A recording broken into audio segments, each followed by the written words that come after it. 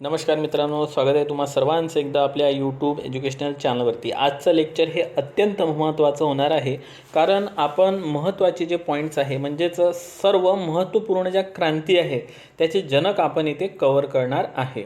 आतापर्यंत आपल्या सर्वांना माहीत होतं की हरित क्रांतीचे जे जनक आहे ते डॉक्टर MS स्वामीनाथन हे आहे, मात्र इतर गोष्टी आपल्याला माहीत नव्हत्या, त्या आपण आता इथे कव्हर करून घेणार आहे। ठीक आहे, तर बघा, हरित क्रांतीचे जे जनक आहे ते आहे डॉक्टर MS स्वामीनाथन, आणि समोर आपण हे पण पाहणार आहे की ही क्रांती कशा संबंधित होती। ठीक आहे, तर पहिल्यांदा आपण संपूर्ण जनक बघून घेऊ। हरित क्रांतीचे जे जनक आहे ते आहे डॉक्टर MS स्वामीनाथन। धवल क्रांतीचे म्हणजे दूध क्रांतीचे जे जनक आहे ते आहे डॉक्टर वर्गीस कुरियन, हा पण पॉईंट आपल्याला सर्वांना माहीत आहे। पीत क्रांतीचे जे जनक आहे ते आहे सॅम पित्रोदा। ओके, मी ही माहिती इंटरनेटवर सर्च केलेली आहे, तुम्ही बघून घ्याल।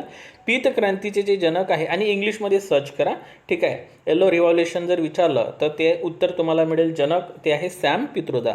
त्यानंतर लाल क्रांतीचे जे जनक आहे ते आहे विशाल तिवारी। गुलाबी क्रांतीचे जे जनक आहे ते आहे दुर्गेश पटेल। सुवर्ण क्रांतीचे जे जनक आहे ते आहे निरपक तुतेज। ओके, आणि नील क्रांतीचे जनक कोण आहे तुम्हाला कळलं असेल, याचं उत्तर तुम्हाला खाली कमेंट बॉक्समध्ये सांगायचं आहे, परंतु तुम्ही पहिल्यांदा ते इंटरनेटवर सर्च करा, तुम्हाला एक वेगळं उत्तर तिथे दिसणार आहे। पुन्हा एकदा सांगतो, हरित क्रांतीचे जनक आहे डॉक्टर MS स्वामीनाथन। धवल क्रांतीचे जनक आहे डॉक्टर वर्गीस कुरियन। पीत क्रांतीचे जनक आहे सॅम पित्रोदा। लाल क्रांतीचे जनक आहे विशाल तिवारी।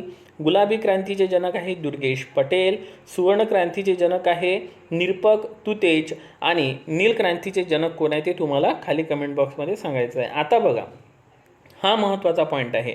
तर हरित क्रांती कशा संबंधित आहे, तर अन्नधान्य पिके या संबंधित आहे। धवल क्रांती आहे दूध उत्पादन, आपण ऑपरेशन फ्लड पण पाहिलेलं आहे, ठीक आहे, ऑपरेशन फ्लड लक्षात ठेवा, दुधा संबंधित आहे। पीत क्रांती कशा संबंधित आहे, तेलबिया, बघा तेल जे असते ते पिवळ्या रंगाचं असते। नील क्रांती आहे मत्स्य उत्पादन, लक्षात ठेवा। लाल क्रांती टमाटर मांस उत्पादन, ठीक आहे, टमाटर लाल कलरचं असते। सुवर्ण क्रांती आहे मध फळे फळबाग उत्पादनासंबंधित, सुवर्ण क्रांतीवर प्रश्न आलेला आहे। बघा, आता इथे एक मायक्रो फरक आपल्याला लक्षात ठेवायचा आहे। सुवर्ण क्रांती जर आलं तर मध फळे फळबाग उत्पादन, परंतु सुवर्ण तंतू फायबर हा शब्द लागला तर उत्पादन आहे ताग उत्पादन, ज्याला ज्यूटसुद्धा म्हटलं जाते। सो सुवर्ण तंतू आलं तर ताग उत्पादन। याचप्रमाणे बघा, सिल्वर क्रांती जर विचारलं फक्त तर अंडी उत्पादन, मात्र सिल्वर तंतू विचारलं तर कापूस। आता तंतू म्हणजे तुम्हाला समजते, ठीक आहे, तर कापूस उत्पादन। आणि कापूस जो येतो हा रेगूर मृदेमध्ये येतो, म्हणजे जी काळी मृदा आहे त्याच्यामध्ये कापसाचं उत्पादन हे खूप मोठ्या प्रमाणात होते, आणि रेगूर मृदा हे बेसल खडकापासून बनलेली असते। ओके, काळी क्रांती जी आहे ते आहे पेट्रोलियम उत्पादन, ठीक आहे, हा पण एक पॉईंट लक्षात ठेवा। आणि सगळ्यात महत्त्वाचं ग्रे रिव्हॉल्युशन जे आहे ते खत उत्पादनासंबंधित आहे, ठीक आहे। आता एकदा पुन्हा आपण बघून घेऊ पहिल्यांदा, आणि त्यानंतर मग जो प्रश्न आहे तो तुम्हाला विचारतो।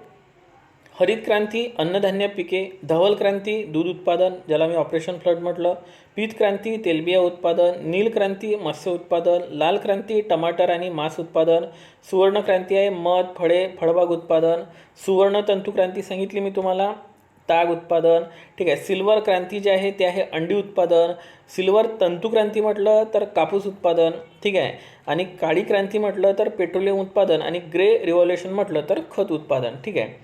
आता गुलाबी क्रांती कोणत्या उत्पादनासंबंधित आहे ते तुम्ही मला खाली कमेंट बॉक्समध्ये सांगा, कारण लाल क्रांती आणि गुलाबी क्रांती यामध्ये बरेच जण कन्फ्यूज राहतात, ठीक आहे। तर तुम्हाला याचं उत्तर खाली कमेंट बॉक्समध्ये द्यायचं आहे, आणि जाता जाता आपल्या व्हिडिओला लाईक करायचं आहे। असेच व्हिडिओ मी तुमच्यासाठी घेऊन येणार आहे, तोपर्यंत take care and thank you so much.